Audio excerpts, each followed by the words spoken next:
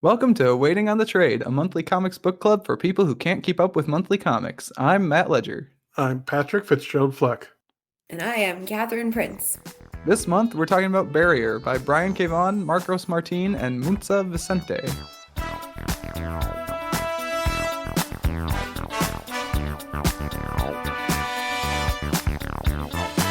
Now, in case y'all need a refresher, Barrier is a sci-fi tale featuring lead characters who speak different languages, and it uses that conceit as a springboard for exploring how communication affects our empathy for other people, or beings, or whatever everyone is in this thing. So before we get too far into this, how long have we all been sick? I'll go first. I've been almost 2 weeks. Yeah, no, 2 weeks for me, roughly. Like last Saturday, sickness hit me. Kat, when did I infect you? Last Thursday. Well, I mean, before then, there's an incubation period of several days, but I got sick last Thursday and have been sick since. Nice. So, right. Kat, it's your second time on the podcast. Welcome back. Thank you. So, Kat, where did you find out about this wonderful comic that explores the boundaries between human relations through the medium of science fiction? Oh my God, this comic. Yes. I am not a weekly comics buyer, and I'm not interested in investing in long stories that way. So this story right here was my very first foray into buying single issues as they come out. Nice. And this was in, correct me if I'm wrong here, 2018. This came out over the course. It was 2018. I said, correct me if I'm wrong, Matt. Oh, I'm sorry. It's asserting that you were right. I apologize. That's good to know. Okay, yeah. So 2018, over the course of 5 weeks, starting on Free Comic Book Day.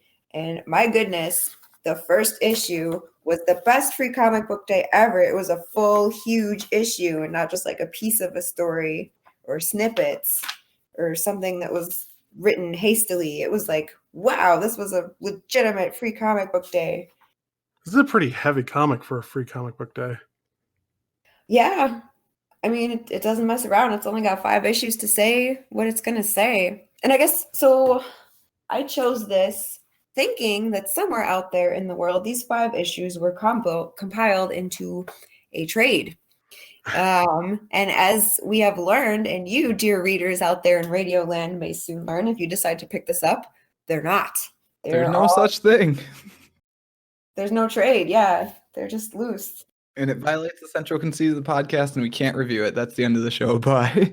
Matt's been really excited to say that bit. He's practiced it a couple times. I have. I've had it in my notes for the last month since we were going to record, and then we all got sick, and then we were going to record again.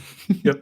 Yeah, so fair warning, this is not technically a trade. But, I mean, if you hold them all together and you put them into a binder or something, they feel like they could be. They're the same size.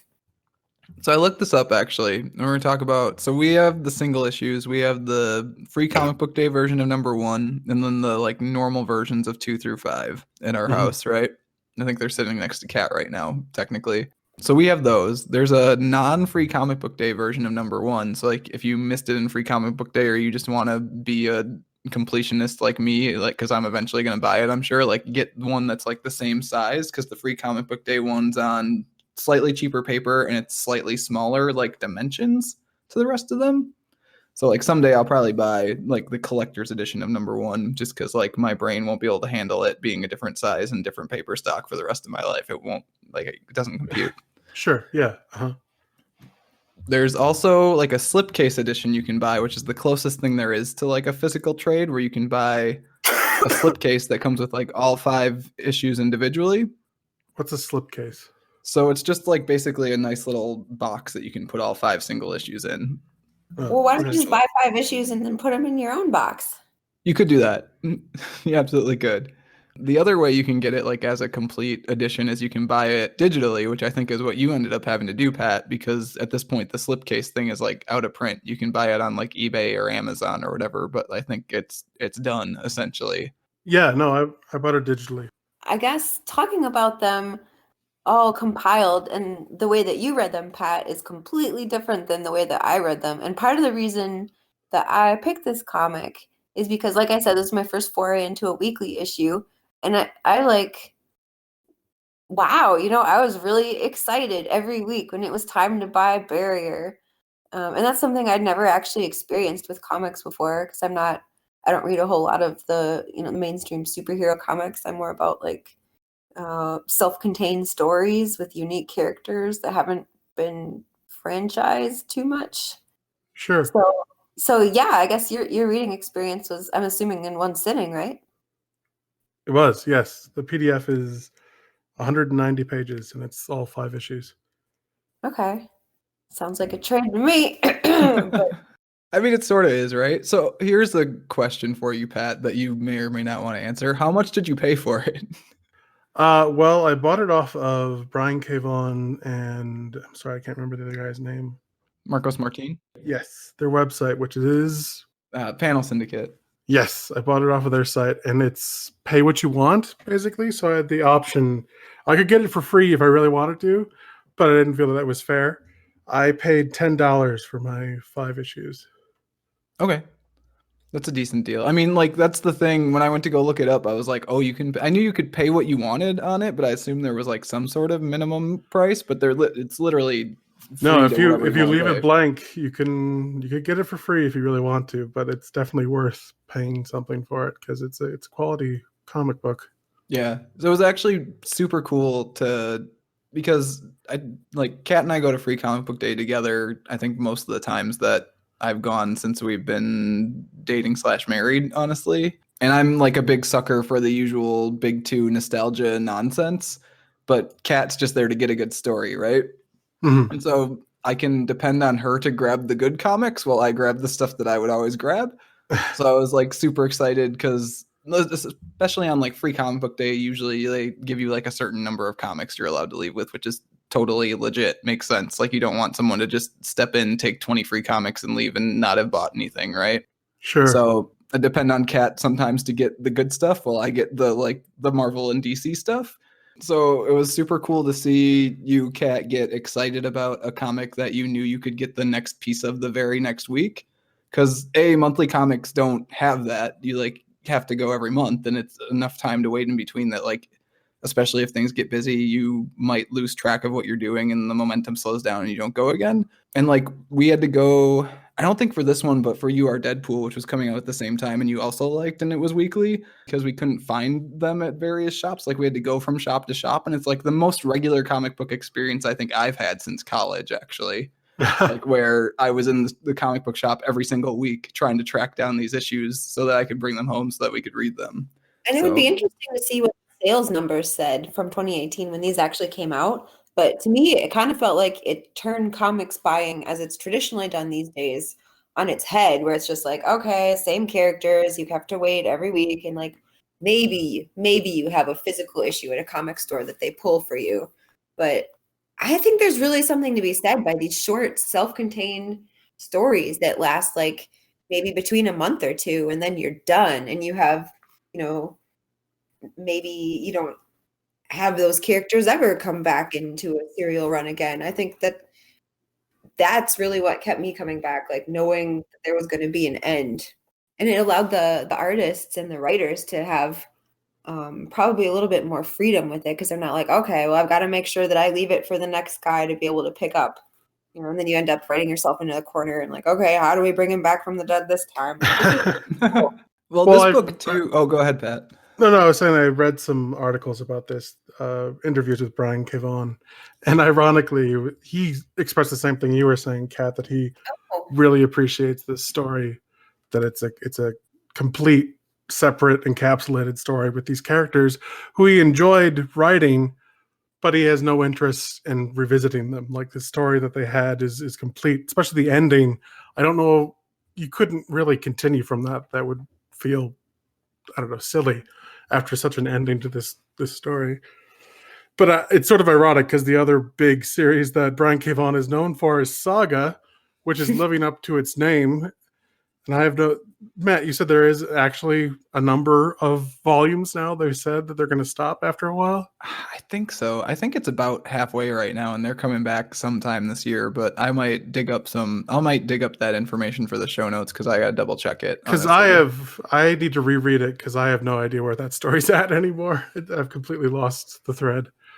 So I sort of chuckled when he said, "Yeah, I really appreciate stories that have an ending." It's like, yeah, Brian, I do too. Could you get on that? Most of his stuff actually ends satisfactorily. Like Paper Girls is one of his that I'll probably recommend at the end of this for reasons, and like that Sure. wrapped up last year.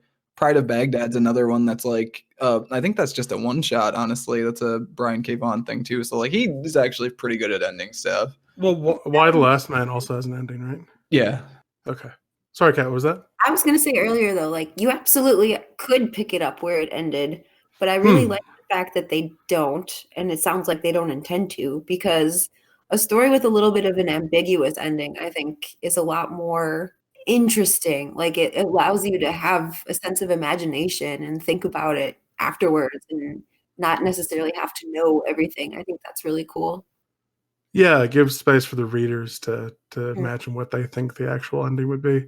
Well, I mean, it's also the irony of the last bit of these two characters who haven't been able to communicate because of the language barrier, finally getting to understand each other on like such a personal level, and then being brought back from such an alien environment to Earth, their home, and yet it's still because it's Islamic people speaking a different language. Like, oh God, we still are the same problem that we had to begin with. Right, even like when we were in there's a space. KFC, and that's about it for things that are They're so recognizable. close to being home, and yet it's great. I thought that had some interesting ecological implications too for like I think a lot of people might not think about it like, oh, I bought a turtle or a goldfish at the store. I want it at the fair and I don't really want it. I'm just going to release it into the wild. Like, no, that's not going to live. You can't just put your guinea pig in the woods and expect it to be okay. Well, it's also interesting. It's a interesting comment on what is universal for our planet. Like, what is planet-wide? KFC was like, oh my God, we made it back home. And yet it's not quite That's home. the thing that's like, oh, it's Earth. Or in the spaceship, Liddy finds a can of Coke and shares it. Since we're talking a little bit more about, the characters' names and what they do, should we dive a little bit more into the content here? Do you guys usually do Sure. Okay. Well, I like going through the plot. And We have Matt an ongoing is argument opposed to about it. how deep we need to dive into the you actual like plot itself. A review of the premise of the story or the nitty-gritty details or what? Yeah, Matt, what? I mean, that's your show, Pat. Yeah, we can go through from 1 to 5 quickly if we wanted to. Well, before we start, you guys have physical copies of this, and I'm wondering because the digital one, it's all landscape. So I'm wondering. It's all landscape. So it's all printed in like in the like a normal comic book, you'd flip it open from the cover to the left, and the first page is like on the right or whatever. It's top the to top bottom. and the bottom. Yeah. Ah, okay. Which is sweet, right? Like I feel like there are so many cool tricks in here that you could like. Part of the reason I would hate for there to be a sequel to this is I think you only get to get away with some of those tricks once, but they're all really neat. That's cool. Yeah, we could. I don't know, Matt. Now you got me second guessing my feelings of going through the story. I mean, so the first issue is kind of like the setup. We meet both characters. Eventually, their worlds collide, and then there's aliens. Like that's the first issue, right? When you guys first read this, did you have any inkling that it would jump to science fiction so suddenly at the end of this issue? I usually read the ending last, so I did not know. Wow, shots fired. I did not know either, even though I do often flip to the end of a book first because I'm a monster. Because reading the first issue, I definitely I understand what this book is like. Oh, I know what's going to happen. It's telling the two personal stories of people from different parts of the world, but it's a human story. They're both still like they're dealing with personal struggles and that kind of like, oh shit, no, that's a spaceship. This is taking a turn that I was not prepared for. But it's completely set up, right? In the initial ha ha ha, they're aliens joke. Like they literally are aliens, though. It's like, no, they're not aliens. It's illegals, not aliens. No, it's aliens. Turns out it's both. I think I just picked it up because I really, really like the cover art. And the Free Comic Book Day issue 1 cover art might be different than the issue 1 cover art that's on the on the website. I think it's the same actually. It's like a purple cover with a border crossing on it. Yeah, like at night. Yeah. Man, like it's such a if I were to see this scene during the day, I mean it's the US border in Mexico. It's a barren desert. It's not very pretty, but I can frame this. This is just such a beautiful, well-colored scene. Like how does it not draw you in? Whew. Yeah, the book is pretty as hell. Like, and moves really well in a way that I think I'd almost like describe as like an animated movie. Just the way, especially because we talked about how like the pages are landscape, right? So like it's a completely different way of like trying to work the reader's eye across the page, right? Like you've got to work them left to right, top to bottom, but it's like wider to get them left to right and a little bit like harder to get them from like the corner that's on the far side of the page to the one that's back on the like near left, I guess. So, but like it's effortless, it feels like to me. And there are definitely pages. There's a page in issue 2, especially where Oscar's like going through the spaceship and then the alien thing like spits out in his leg so his wound isn't open anymore. Like that page, you can just like track it from the bottom of the left page or the bottom left corner, like across the top of the page, back zigzagging down a little bit and then across. And like it's really smooth. And it is wild to me that it can be that smooth, even though the aspect ratio is completely different than a normal comic page. Sure.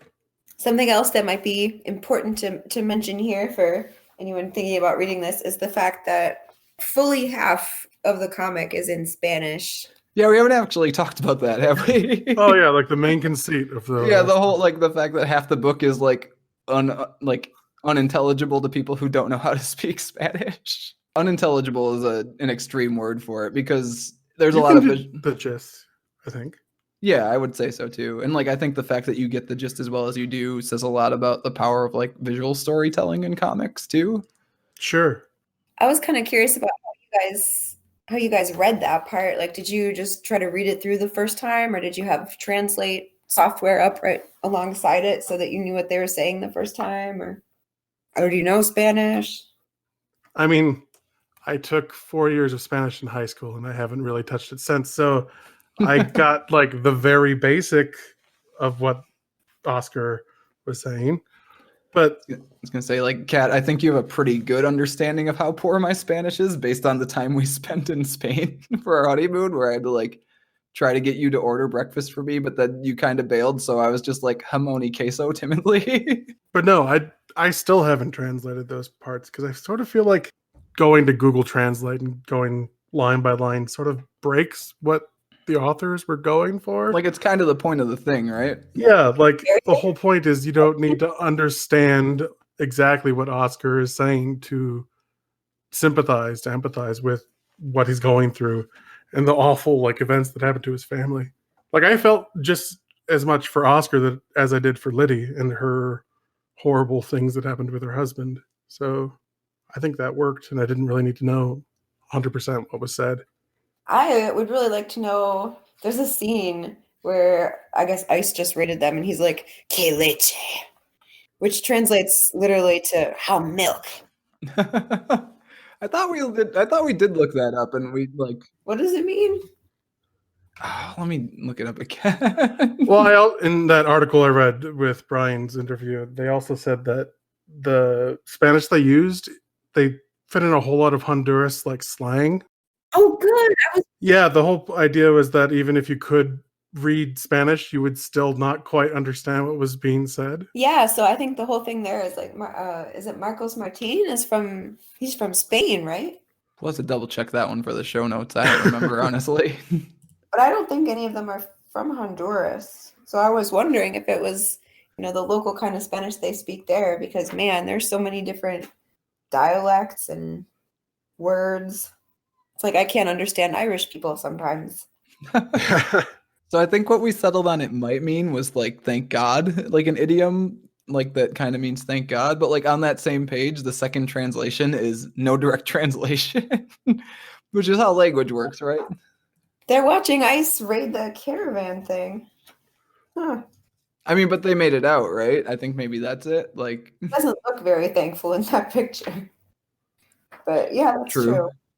I also liked, so the second issue starts with, it's just like this random one-off thing of the government sees their blip on their radar and is like, oh no, what was that? Oh wait, maybe it wasn't the second one. Well, No, it is the second one. one of them has the government in it, and they're doing that. And like, man, as someone who is a government contractor, I can tell you that scene was pretty legit, and that they have their own acronym slang that really is its own language. Because So it's kind of harder to understand them than Oscar, right? A little bit, yeah. yeah, But it's also speaking the language of science fiction. Like there's always that scene in an alien drama. It's like, oh, what's on the radar? Oh my god, I've never seen anything like this. Like that's a scene you've seen in so many films. So yeah.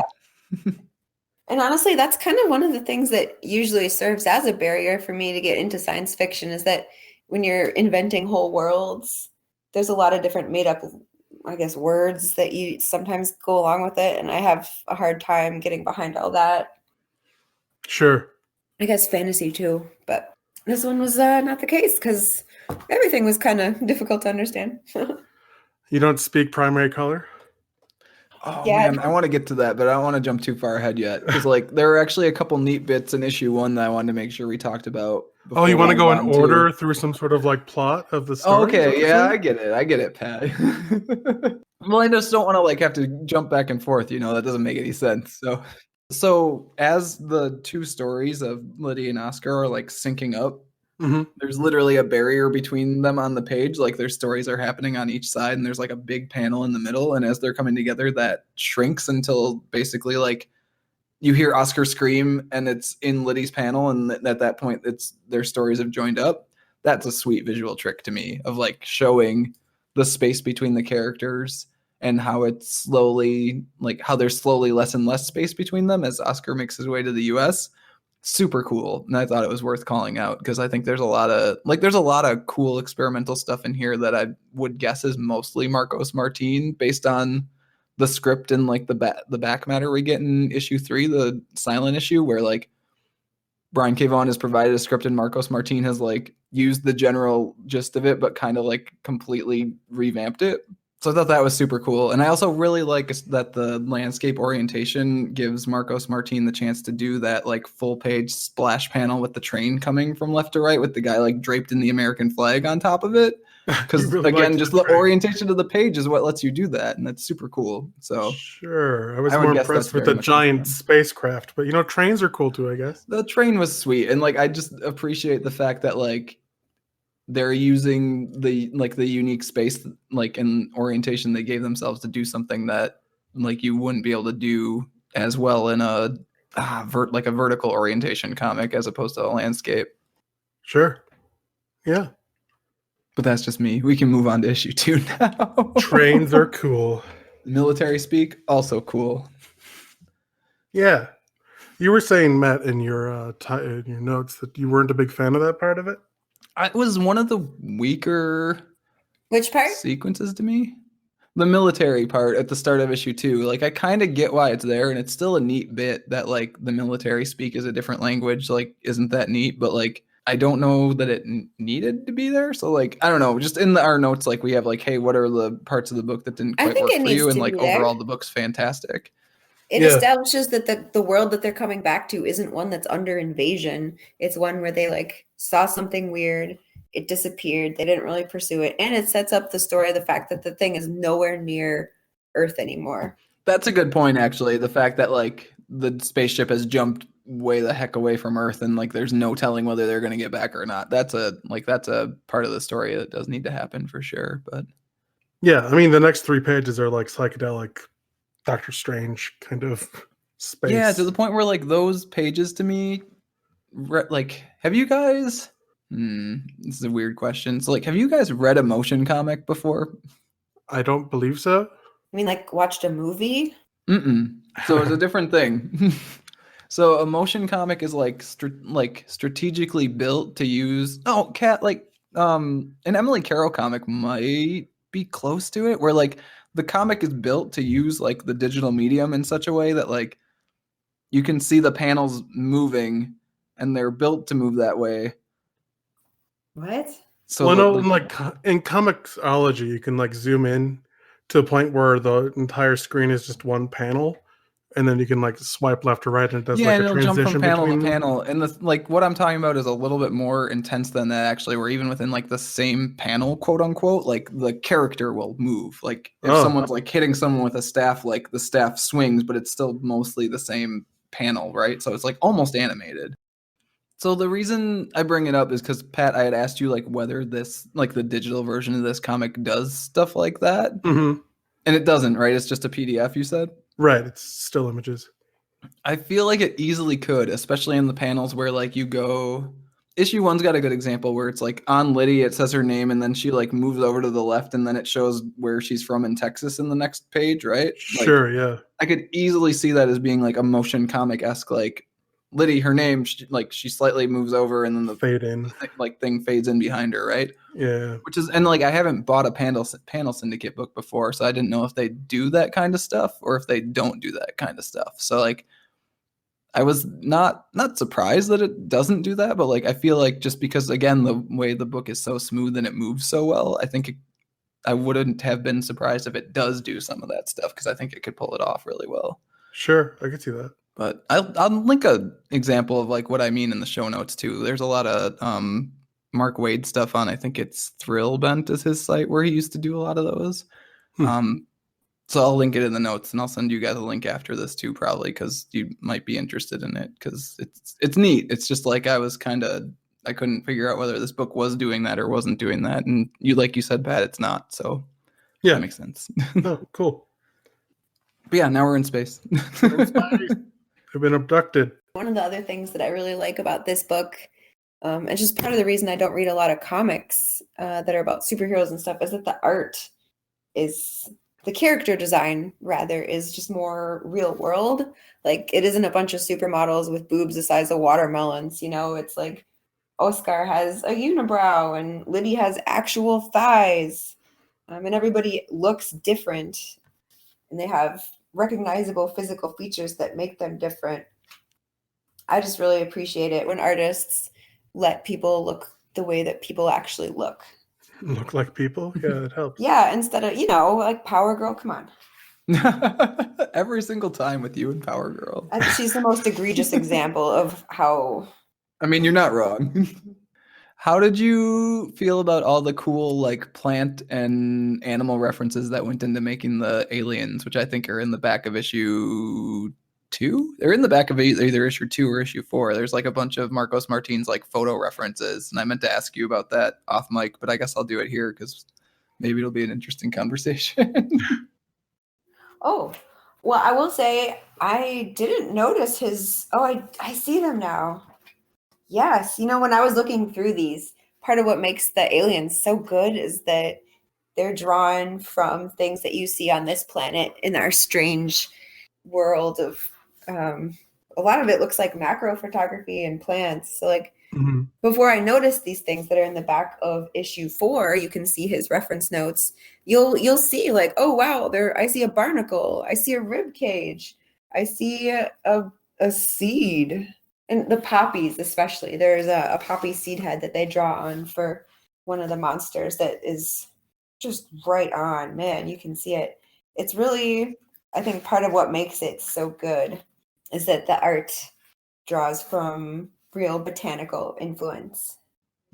Yeah, I figured you'd appreciate that because it's something that I know you do in your own work. Like you put a lot of time trying to reference things so they look, I mean, not photoreal, but at least like they both fit within like the world you're creating, and also like they come from the real world, so there's something that's inspired them and they fit overall. There are patterns that you see that kind of repeat across biology, like how a network of veins might look pretty similar to a network of roots, or a network of fungal hyphae, which is a fancy way of saying mushroom roots.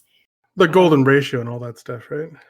Yeah, that sort of thing too. So it was really interesting to just see how, what happens when you blend animal and plant, or animal and fungus, and put them together. You get interesting art forms. Yeah, and these aliens do feel very... You can say alien. Well, alien for sure, but like very biological. They aren't machines. They all have like sinew and like look like plant, or they look like, I don't know, some crustaceans or something. They look like animals as opposed to some sort of like robot. Yes, and one of the things that's kind of a pet peeve with me in terms of science fiction is that the aliens, I mean, okay, some of this is probably like TV shows have a budget. Sure. They're all humanoid. Always. They all happen to speak English, and like, I don't know. I really like the fact that they look totally strange and weird, and they don't look like like humans at all. They definitely don't speak English. Yeah, there's just everything that science fiction usually resorts to, they don't here. For sure. So outside of the end of the issue, I think my favorite bit in this issue is when Liddy's trying to tell Oscar that they're in space, and she basically just resorts to saying the word Star Wars, and then he gets it immediately. Well, yeah, it's going back to like the universal things that are understood, like Coca-Cola, KFC, Star Wars. Like, There's that bit, and then there's the bit where like Oscar's trying to explain that he's from Honduras and not Mexico, and that they're different countries. You stupid, Yes. stupid American. yeah, she's worried that he's part of a gang, a Mexican gang. He's like, what? No, what? No, I'm from Honduras. That's not the same thing. Obviously. Yeah, so this issue is the issue they kind of meet up, and we start to like Liddy starts to sort of experience the story the same way we are, kind of, in that like neither of us know what's going on, and also we can't really understand Oscar. Yeah. Or I can't, at least. I'm sure other people can to varying degrees. I guess, Kat, I don't know if you answered your own question about like how much of the Spanish in this you did or did not understand too. Yeah, I mean, I understood probably a little better than basically what they were saying. Like I don't know a lot of Honduran slang, so this is something that actually yeah, when I was going through it, I did look it up. If like the que leche thing, I was like, what's that? But for the most part, I feel like I understood it. I didn't, on my second read through for this podcast, I didn't re-look up some of the words I didn't know, but the first time I did. So I basically did get like the straight up translation of what all the Spanish scenes are. Because I don't know, one of my pet things to do is learn languages, and I've been trying to improve my Spanish fluency for a long time. So I really like languages. I think they're kind of fun. They're kind of like games where you have to learn the rules of them. So this for me was another reason that I really like Barrier as a way for me to practice my Spanish, where a lot of the Spanish that I've tried to read, like outside of, internet blogs and whatever, is kind of inaccessible for me because it's a long story if you're trying to read a book or even a magazine. But this one had so many, like it kept switching between Spanish and English. It seemed it was in easier pieces for me to be able to understand. Sure. That makes sense. What was that book you were trying to read in Spanish that you had the English version of for like ever? Was it Love in the Time of Cholera? Yeah. Oh, jeez.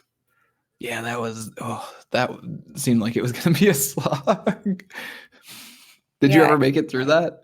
I made it through the English one. That's fair.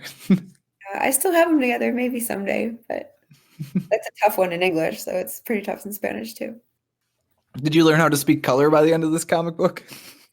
Oh, I wonder if there was a pattern discernible or if it was just sort of randomly chosen. Oh, there definitely was. You can kind of figure it out in issue 5. Like it's sort of emotion based. Yeah, that's what I got. Emotion/subject matter based. Like when they're angry, it's more red. And like when they're talking about death, it's black. Yeah. In issue 5, there's a scene where they all swap languages and then they have their backstories. And Liddy's backstory is in color ease. That was the one part that I was tempted to translate the Spanish, because Liddy's is in the alien language, Oscar's is in English, and then we get to see the backstory of the aliens, and they're speaking Spanish. The exact choices of which being to have speaking in which language in that language swap bit is exactly correct, which is awesome. I'm pretty sure my Spanish translation of it is good. So if I get it wrong, for anyone who actually knows Spanish better than me, I'm sorry. But basically what they're doing, they're standing on the surface of their world and surrounded. Like their oceans are dying, basically, is what I got. So it's a mom and her kid, and they're like, oh crap, our world's dead. We need to find a new one. We need a cure for our world. And then the one alien's like, we can't, there's nothing. we can't cure the world. So then the first alien's like, well, I don't care if it's illegal. We're gonna go to find a different world then that'll cure our world. I mean, what's great is that I basically got the gist of that. Like, Yeah. the art, it's there, and I caught at least the words that I realized that yes, this is a parent and their child that are talking. I got that, and like the relationship between these, like, I don't know, the leader aliens compared to like the more monstrous looking ones. It seemed like they were pets. Like in one scene, they seemed to like bend down and greet one of these aliens or monsters when they get on the ship. So I don't know, it's really cool. Like this section in particular really helped illustrate like you don't need to actually know what's being said to understand what's happening. Yeah, and it was kind of maybe a prescient message with climate change being a thing. Like this is a pretty realistic thing that we could see here on the planet, like a body of water with a bunch of dead fish. I mean, we're seeing it already in some places where the water has been taken away. So their answer here is not like, oh, we should have managed our resources more carefully. We'll have to be careful with the ones that are left because there isn't anything left. So instead they're like, well, let's just go ruin somebody else's life. And then they do, which is kind of what we do. I don't know if they're trying to ruin someone else's life. They're just trying to live. And that's what we do too. We're not like, yeah, I hate squirrel. Well, okay, some people they do hate squirrels. I guess some of the things we do, we're not like actively doing it because we hate animals, but it's just kind of what happens anyway. So this was kind of interesting because in this one, we're the animals, and they're like, oh, we'll catch these critters and dissect them, and if it doesn't work out, we'll try a different planet. It's kind of like, oh, hey, wait, maybe you don't do that. I did really enjoy that Liddy, who we have understood the most through the story, gets like the least comprehensible speech bubbles because she gets the color speak, and then the aliens get speech bubbles that we can kind of understand finally. Like they're much better than the color speak, but still not quite comprehensible if you're not a Spanish speaker. Right, but I think if this was made primarily for an English speaking audience, that those choices were the correct ones. Yeah, because then you get Oscar, who we haven't really been able to understand in English, finally, which was super neat too. Yeah. But man, I just like freaked out at the end of issue 2 when the color speak was initially revealed, because I have not seen, like, I've read a lot of comics and I don't think I've seen that before, and it's such a neat trick that I can't believe I haven't seen it before in like 25 years of reading comics or whatever I'm on now. What's also interesting that like the fact that it's such an alien language that it makes Liddy's ears bleed when she hears it. Like it's so incomprehensible that our biology rejects it. Can't even handle it. Yeah. Yeah. Like that's pretty alien. Yeah, which leads into the fact that like issue 3 is the silent issue, not because it actually like has to be silent, but because like they wouldn't be able to hear each other anyways because their ears are bleeding. Yeah. You kept calling it the silent issue. I was like, what is he talking about? But there's no dialogue. It's the silent issue. Yeah, wow. I just noticed that there's no dialogue in it. Which is why I had to read it like 4 times, because you know how I am. Like if I go through it and I'm just looking at the pictures, I'll fly through a comic book. It's just the way my brain works. And if there's no words, like I think the first time I read that issue, I probably read it in like 5 minutes flat, I would bet. Which is doing a disservice to the story and the art. So I, of course, went back and reread it. And I did that this time, too, where I think I read that issue probably more times than the other ones, just because, like, my brain will just rapid fire through anything that doesn't have words. Like, I take it in, but I don't take it into the level of detail I should. Yeah, one of the things I noticed that I was mentioning, I think before we started recording, is that all the different individual issues and after all the like extra bits with the sketches and what have you with a little quote from it, and usually they're from Oscar, but this one was just ...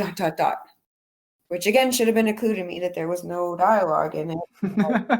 I mean, it's easy. It's honestly easy to miss. I think part of the reason I definitely remember it is because, like I said, I looked at those process pages in the back of that issue, which are Brian K. Vaughan spelling out the script to Marcos Martin, and then it's Marcos Martin's like thumbnails, I think. And at the start of that bit, he's like, all right, Marcos, here's the silent issue. It's even more on you than it normally is. And in those, like, from the script to the thumbnails, like usually the amount of panels is roughly the same, but the actual storytelling of like what happens and in what order is completely different, which is why comics are wild, because the writer wrote one thing and the artist did something not completely different, but very different, and it's the same story that the writer wrote. It's just organized differently in a way that makes more sense to the artist. And that's why I'm trying to describe how, like, who contributed what to a comic is terrible and at the same time very hard. That's interesting. I don't think I have the back stuff, the interstitial. Yeah, I wouldn't be surprised if it's scenes. only stuff they put in the single issues, because like they really wanted to make these single issues special. In some of the interviews I was reading, of like, again, they wanted to do the thing that they did for Cat, which was make it super exciting to go into the comic shop and get these single issues every single week, which again, I think they succeeded like immeasurably, because Cat was in a comic shop every week, or I was in a comic shop for Cat every week, which is not something that happens. Sure. But I think that's part of like putting the extra value and getting people into shops, was kind of adding this extra stuff in the back too. Well, this was originally digital, right? It was digital to begin with. Yep. And yeah, then, I think it was online for a couple years before they printed it, actually. Yeah, and it was only recently in the past, 2018, right, is when it came out. Yep.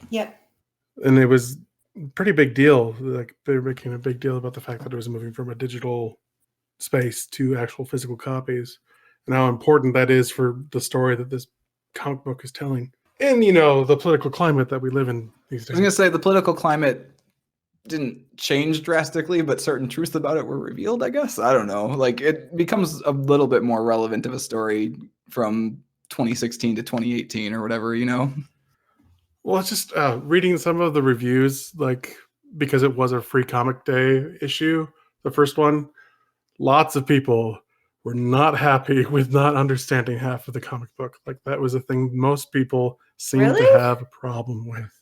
I thought it was so neat. You lose things when you translate it. Like, even the best translator, you're going to lose things. And this is like, you don't have to worry about it. If you want to translate it yourself.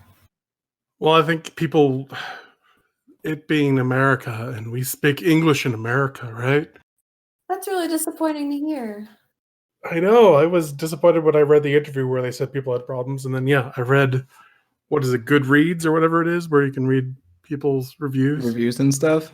Lots of people were like, yeah, I liked the parts that I could understand. Oh, that sucks. Because like, you missed the entire point of this comic book. It's part of the reason I love this book, is because it makes you think. And it, like, again, I can just breeze through a comic and like, I look at the pages that are in Spanish especially, and like, I kind of have to slow down, and I kind of liked that. I kind of liked being asked to work a little bit for my story.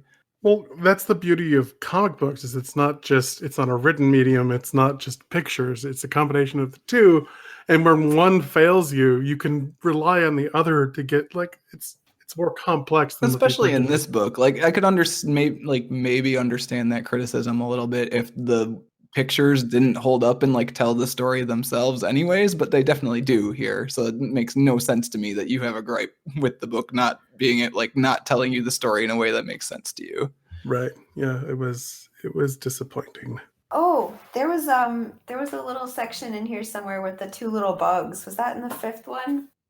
I think that's in the last one. Yeah, it's the opening of 5, I think. Yeah. So there's an earth fly, and then it gets eaten by this funky not earth fly, and then they both get stepped on anyway. I mean, which again is the same thing you were talking about, I think, where the aliens have shown up. They're kind of dicking around with humans, but like both of them have a much larger problem to contend with, which in our case is climate change. Well, yeah, and it's also the story of like insects, like flies and whatever that alien equivalent of a fly is. Yeah, it's alien. Yeah, it did a weird thing to that fly, but at the end of the day, you squish them because they're just pests. Like, there's commonality there. That's not... Sorry. He's not saying it's right. He's saying that's what happened. I mean, Oscar had no idea. He just killed a fly and whatever that thing was. He just kept going. So I thought it was kind of sad. It was sad. It is a little bit, yeah. Because they do, like, that fly is reoccurring. Like, in the first issue, I don't know if it's the same fly, probably not, but there's a fly in that. And when they get abducted, part of the creatures that are also being lifted up are all the bugs and worms and yeah, I assume that snake that was next to Oscar in issue 2 was like the same snake that bit him because I assumed that's what happened to his leg. I'm not honestly sure, to be honest with you. Yeah, I think that's what happened. He Oh. like fell in there. I thought an alien did it. That's interesting. Well, no, because his leg was already hurt when Liddy found him before they. Yeah, but it was all bloody and stuff.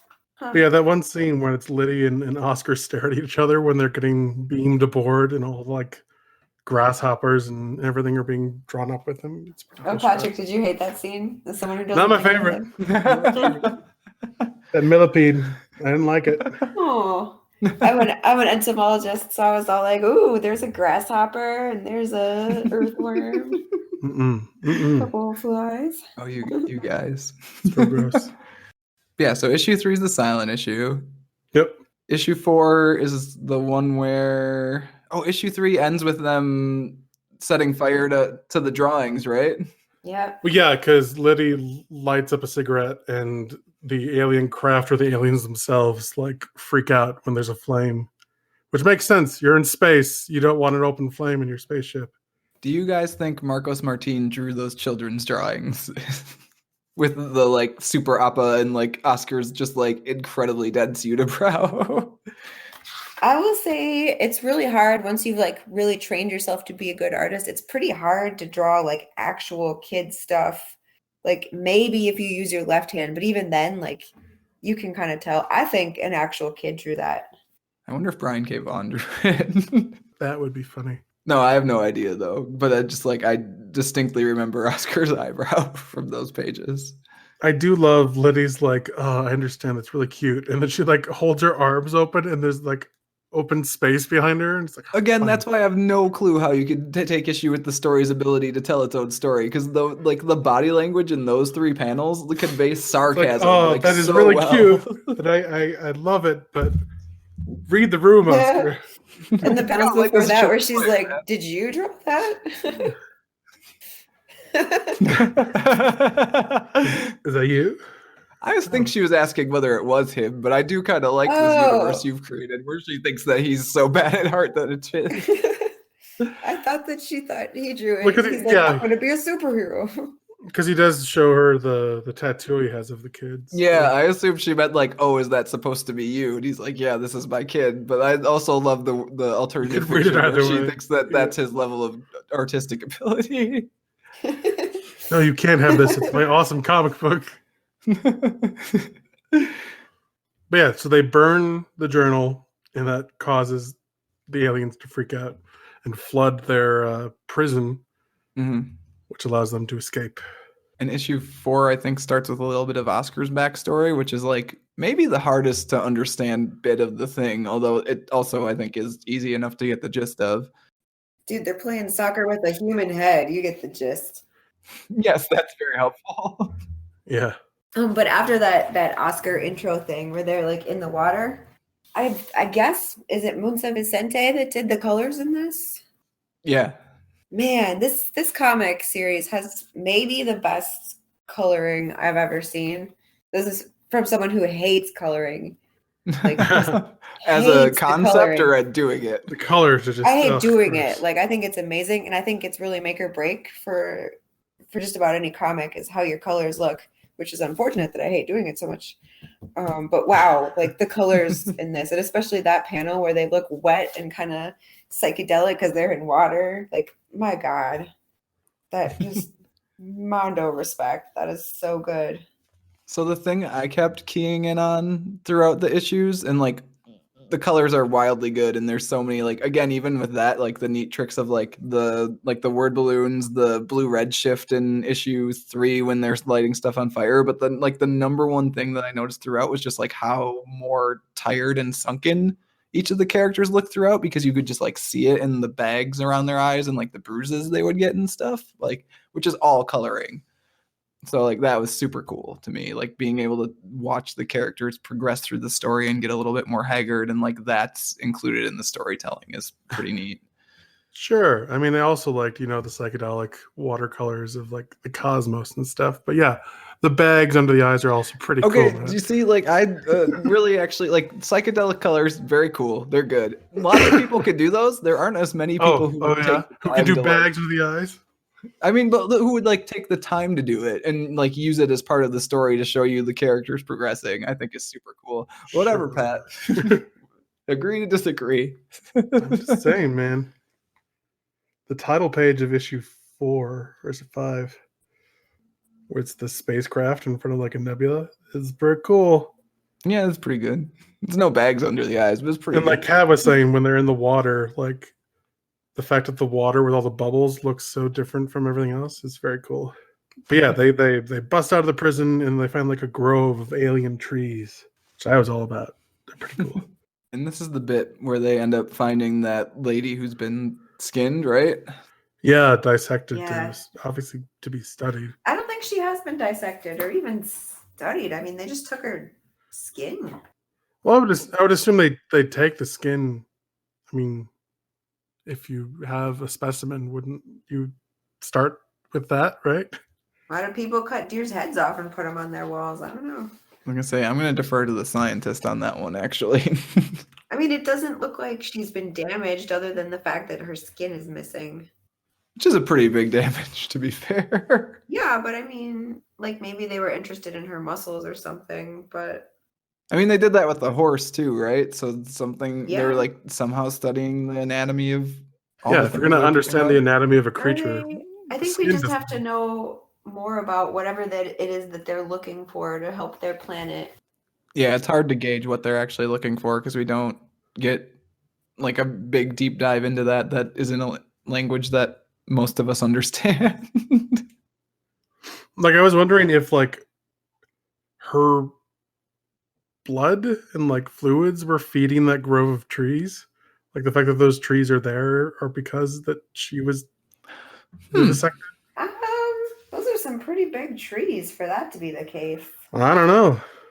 Maybe they really like human blood. They only need a little bit to grow a lot. Maybe. Who knows? But it's cool. Like milk for children, Que leche, as they say. as they say. Can't wait to. Ew.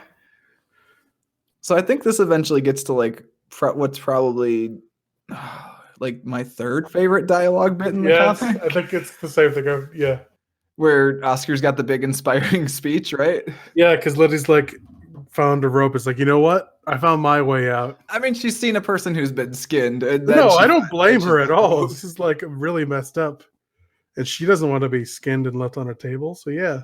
And Oscar's like, I don't understand what he's saying, but he obviously has I lots mean, of passion. I think I did Google Translate some of that this time, but like even without that, you kind of get the gist, right? If he's like, no, we can't. We have to go on living. Like we Yeah, have the to live fact for where he's like, ourselves, for our loved You want ones. to kill yourself because of this?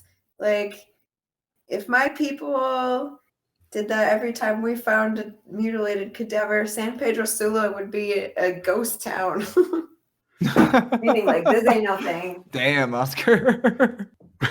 But yeah, like Liddy's like, I have no idea what you just said. Which is not the reaction you want to your inspiring we have to live speech, right? Right? Oh, it's great. That bit was real good. One of the monstrous aliens shows up and Oscar just like takes a stick to him. He's had it. At the end of it, this is what he says translate roughly to take us to your leader. Oh, yeah, Home that's what to it says. leader. Yeah, yeah. That's neat. That's a good one. That's a good gag. Well, then Liddy smiles at him when he says it because she doesn't think Yeah, I think she got that one. Yeah, Liddy's got a little bit of like Chewy to his Han, I guess, whereas he doesn't quite have it the other way around.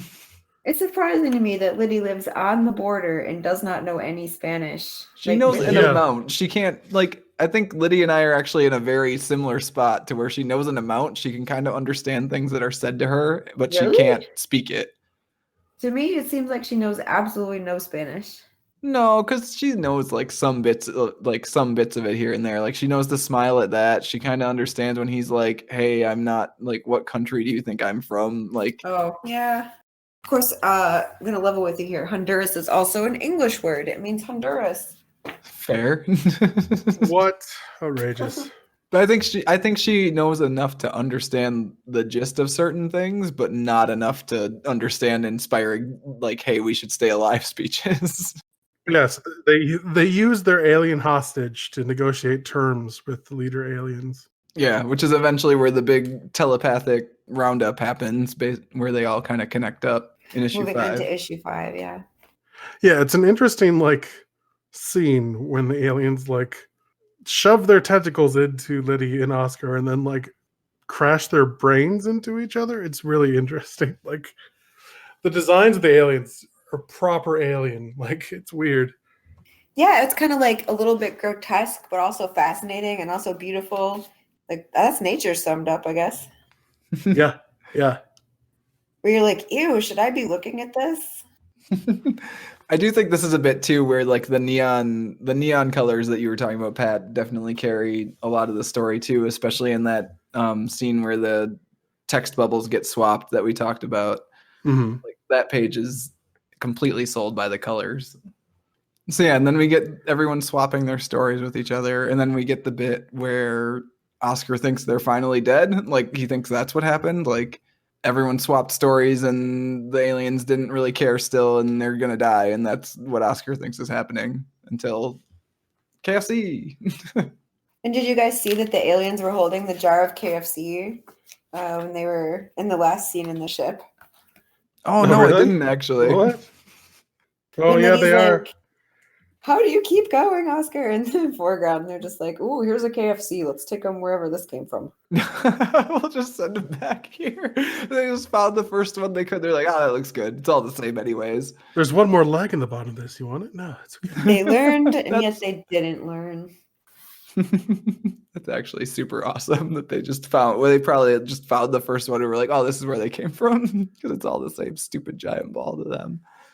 I do really appreciate the fact that this story told a man and a woman, they don't fall in love with each other. There not Yes. a romance between the two. It's really refreshing that Liddy doesn't fall for Oscar or vice versa.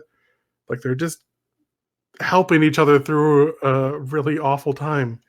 Especially given how recent that stuff that happened to Oscar is, it would be rather inappropriate if they decided Right. to turn it into Yeah. romance.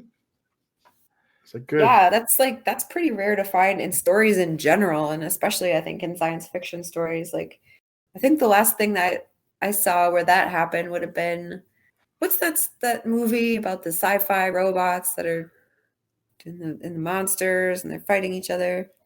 You're gonna have to be a little bit more specific. That soundtrack. Oh, is Pacific like- Rim. Pacific Rim. Yeah, the last time I saw that would have been Pacific Rim. You can cut out my singing part. No, we got to keep it. Also, I'm pretty sure the leads do fall in love in that movie. No, they don't. If there's a sequel, maybe they fuck it up. But in the first one, they don't. I Oh, believe no, they do. they totally actually. do. I'm Yeah. No, they don't. They don't kiss at the end. And it was like, oh, that's really nice. They just are like friends. Well, you know what? This gives us an excuse to rewatch Pacific Rim, which I'm super stoked The about. first actually. one. Never ever watched the second one. Yeah, Stoked I was with it. really disappointed that was not good from what I read because I really love the first one, but I know. I'm digressing at this point. This is not a conversation about Pacific Rim. I don't think Guillermo del Pacific Rim's Toro really was good. involved with the second Yeah. one, which is He probably wasn't. why. Guillermo. Anyway, there's just sort of like that thing that I think is maybe a toxic part of our culture, that men and women can't hang out with each other without, some sort of weird sexual tension. And it was nice to see that, hey, guess what? That's not necessarily true. Yeah, it turns out a lot of other stuff's going on in this book. There's really no time for that, even if it was a thing. Right. Yeah. Yeah. Another reason I don't want them to ever write a sequel to this, they'd probably, I don't know, maybe they're better than that, but maybe they'd make it about sexual tension. They're a couple now trying to make it across the Middle East. Yeah, I could see if someone else picked it up. I could see them doing that. No. Which they won't, which is good. Which is good. Or you know what? Which That's is what good. the fans can do that in their heads, and it's a fanfic. But when it becomes canon, I'm like, ugh.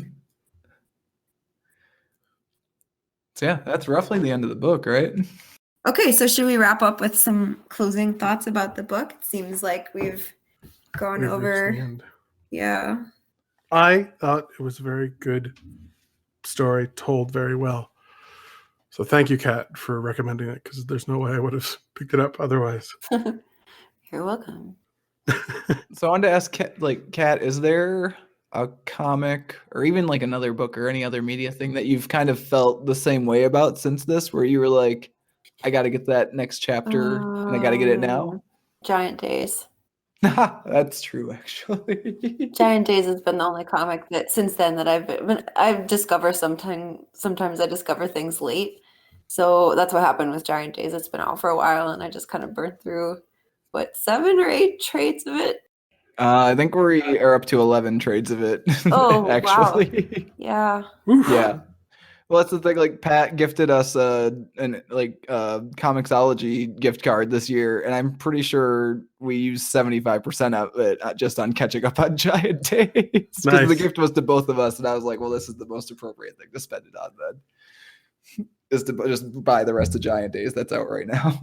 But I'm not necessarily ending my discussion of this comic with a recommendation for Giant Days. Because yes, Giant Days is amazing and I love it. But if I was to recommend comics based more specifically on, this is Barrier. If you like Barrier, you might like blah, blah, blah. I would say that I would end it with a plea to the comics industry to can we maybe do another serial that's going to be less than 10 issues? Because I don't know of any that are coming down the pipeline, but this is something that I really enjoy as a format. And I think it could be a breath of fresh air for comic stores, physical comic stores, which I would really like to have stay around. So it's actually kind of weird for comic stores to have to order something weekly like this, especially, and again, like weekly and also a limited series is sort of weird because the Kind way of a comics risky work, business like you have to proposition, order. huh?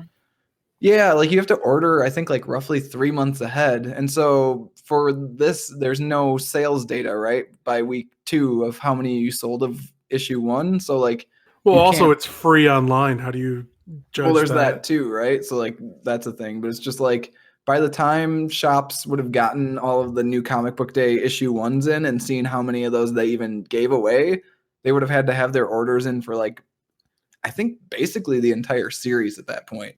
I'm just saying that historically, whatever they're doing, like their clientele does seems to be shrinking. And okay, you could end up doing whatever to meet sales quotas because you could be like Barnes and Noble serving beer and chicken to get people in your bookstore now or whatever. But That's I think a wild take on what Barnes and Noble does, by the way. I'm just saying, I give it a couple years. I'm sure they will be. That this is people like quality, at least for the most part. I think that's true. And they can tell when something has good quality. They'll go to something that's bad quality if they're doing it out of allegiance to characters they like. But the reason they like those characters is there was something that was good quality to begin with. And this is something that could get a completely new demographic of people into comic stores because I am a guinea pig for this. I mean, I don't really go to comic stores that much. I'd super wanted to all the time when this was coming out. So it could be, I would like to see something in this format again. I would say, as far as recommendations, something that's a self-contained story where you really can't read the next one, and also a fun adventure. The Choose Your Own Adventure Deadpool it came out about the same time, and I really, really loved it. Or for strange one-off stories, the Barrier issues have a lot of advertisements at the end about Private Eye, which also reads sideways. And it's been a few years actually since I've read that, but I remember it being odd and unique and thoroughly enjoyable. So I would recommend Private Eye. To go back a little bit to talk about the weekly comics thing, I think I completely agree with you that I really love the format, and I think it's something that comics could have on other media that it doesn't currently. Like the only other place that can really do that at this point is like a Netflix, I guess, to that level of quality, where you've got a book that's like this, where as long as you give the team enough lead time, they can drop a new issue that's super good every single week.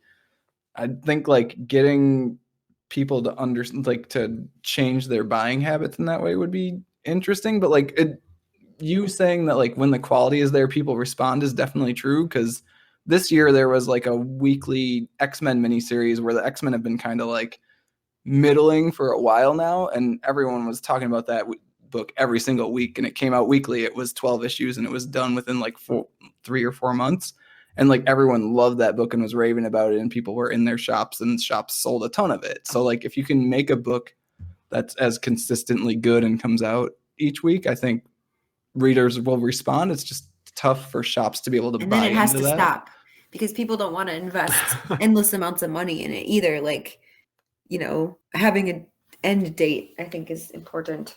Yeah, the miniseries is kind of like seeing a resurgence too, which is sweet because I'm on the same track with you at this point where I don't want to buy 80 issues of Batman and not have the story end. Like I'll buy a 12-issue Batman story and like it's the same writer and artist throughout and I'm going to read it and it's done. And like that's a lot of where my taste lies at this point. So like I think it's cool to see that from your point of view where like this was the book that got you the most excited about going to a comic shop that I think I've ever seen you, and that was really sweet. Although again, part of it was Choose Your Own Adventure Deadpool was out at the same time, so they were both very exciting. Yeah. Matt, you got any recommendations? I think I would probably point you toward Paper Girls, actually, which is another Brian K. Vaughan book. And like I said, it recently wrapped up just because I think the art is very similar, like in style. Like Cliff Chiang is sort of the same, like it's different, but like sort of the same school where it's very cartoony and animated movie-ish. And like the colors are roughly like similar too. And it's a BKV book, so it's going to be good. And then the other thing I was thinking about is there's 2 issues of Amazing Spider-Man that are by Marcos Martin, and Mark Waid's the writer on those. And it's just like, if you like superhero comics and you liked this comic, I think you will like those 2 issues of Amazing Spider-Man because they're beautiful. And like Marcos Martin draws a dope Spider-Man. So nice. Those would be the 2 things I think I would recommend. Very cool. Because you want me to give my recommendations, I'm sure. Absolutely. I would say, while reading this, the comic that it reminded me most of is We Three, which I have recommended way, way back in the day. Oh, is that it with the dog? The dog, a cat, and a rabbit. I think back in the day I compared it to RoboCop meets Homeward Bound. That sounds like something you'd say. Yeah. It's the whole, it's animals as opposed to humans and their language barrier, but lots of no dialogue scenes illustrated wonderfully by Frank Quitely. It's a Grant Morrison comic. So if you're a Grant Morrison fan, pick it up. It's awesome. Lots of the same feels I got reading Barrier. I also got reading We Three. And Cat, it's a 3-issue miniseries that has a complete story. So you might like it too. I have read it. I liked it a lot. Yeah, cool. All right. I think that's going to do it for this month's discussion of Barrier. As always, if you want to get in touch with Pat or me, you can find us on Twitter as @thehypnotoad and @MattLedge, respectively. You can also email us at waitingonthetrade@gmail.com and read more comics-related goodness at mattreadscomics.com. Kat, you're going to be stopping by there to write a guest post soon, right? About the process of doing that 1-page comic that you did for the Kieran Gillen art experiment? Yeah. Of course. I'm super excited for that, actually. I saw you taking pictures of that as you were doing it, and you were showing me pictures of your setup and the pages it was coming together, and I saw you doing the thumbnails, and I'm really excited to see you explain your process because I think that'll be super neat. All right. Well, thanks again to Kat for coming on to talk Barry with us. Thanks, Kat. You're welcome. Thank you. It's a pleasure to be. Oh, shit. I did it again. What do I say that's cool? What do cool people say? If I figure it out, I'll let you know. Back at ya. Okay. No. You're welcome. Thank you. Perfect. Cool. Join us next time for something a bit experimental as a whole group of us get together to talk about the recently released and aforementioned House of X and Powers of X from Marvel Comics.